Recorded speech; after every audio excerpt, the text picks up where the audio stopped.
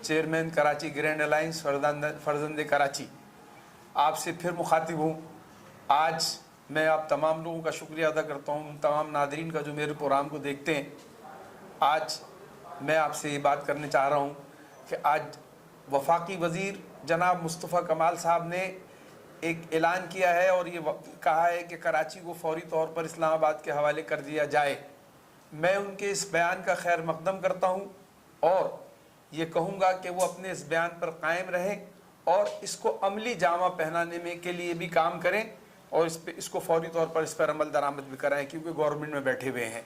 और इसके बाद ऐसा ना हो कि और ये जो बात है, जो बात मुस्तफ़ा कमाल साहब ने आज कही है, ये गुज़िश्ता 7 साल से कराची ग्रैंड अलायंस कह रही है कि कराची को एक अलग इंतज़ामी यूनिट बनाया जाए और अगर इंतज़ामी यूनिट जब तक नहीं बनता इसको फौरी तौर पर इस्लामाबाद के हवाले कर दिया जाए।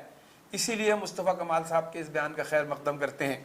इसके साथ साथ इस शहर में जो इतना अंधोनाक हादसा हुआ है, इसकी वजह भी यही है कि इस शहर का कोई पुरसान हाल करने वाला नहीं है। इस शहर में आग लग रही है, बिल्डिंगों में आग लग रही है, जे के माल जला, इसके बाद ये जला और आग लग रही है, कितने कितने सारे वाक़यात हो रहे हैं, इंफ्रास्ट्रक्चर तबाह हो चुका है। इसकी सिर्फ एक ही वजह है कि इसका कोई पुरसान हाल नहीं है, इसका कोई वाली वारिस नहीं है।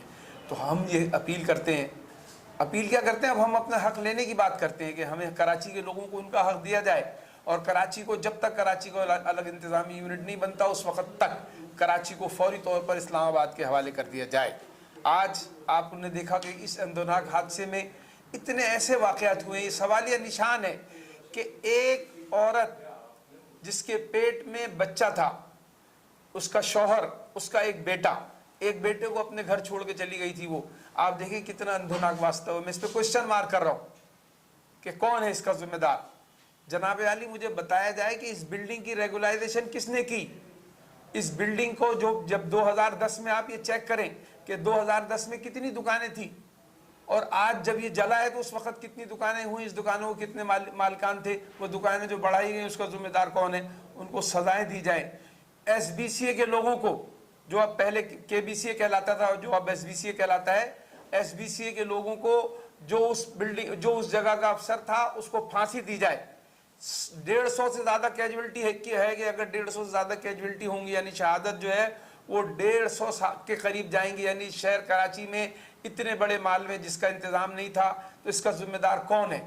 मैं वज़ीर आला मुराद अली शाह साहब से अपील करता हूँ, बिलावल भुट्टो जरदारी से अपील करता हूँ कि उन लोगों को सजाएं देने का अमल शुरू किया जाए जो इस शहर में जुर्म कर रहे हैं, जो इस शहर में जो है वो रेगुलाइजेशन कर रहे हैं, शहर के अंदर जो गलतियां कर रहे हैं। जब तक और उन बैरोक्रेसी को जब तक सजाएं नहीं मिलेंगी जो इस जुर्म के जिम्मेदार हैं, उस वक्त तक ये शहर भी नहीं सुधरेगा और ये शहर की हालत और बिगड़ती चली जाएगी, एडमिनिस्ट्रेशन ख़राब होती चली जाएगी। मैं फिर दोबारा हुकूमत वक्त से अपील करता हूँ कि कराची में कराची के लोगों को, कराची आइट को जो है, ज़बान किसी की कोई भी हो, कराची आइट को फौरी तौर पर एडमिनिस्ट्रेशन में शामिल किया जाए।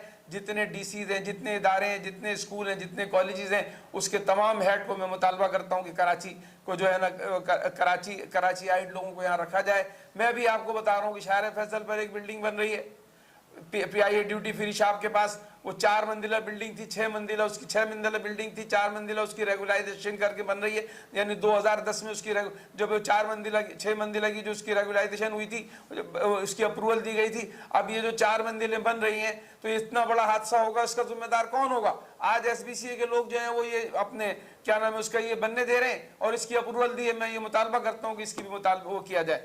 मैं मुस्तफ़ा कमाल के बयान का दोबारा खैर मकदम करता हूँ और उम्मीद रखता हूँ कि वो इसके लिए काम भी करेंगे, जद्दोजहद। इसलिए मैं नहीं कह रहा कि हुकूमत में बैठे हुए तो हुकूमत के लोग जद्दोजहद नहीं करते, हुकूमत के लोग इम्प्लीमेंट कराने की कोशिश करते हैं, इम्प्लीमेंट कराते हैं। तो मुस्तफ़ा कमाल साहब से मैं उम्मीद रखूंगा कि वो इस पर इम्प्लीमेंट कराएंगे। पाकिस्तान जिंदाबाद, कराची पाइंदा।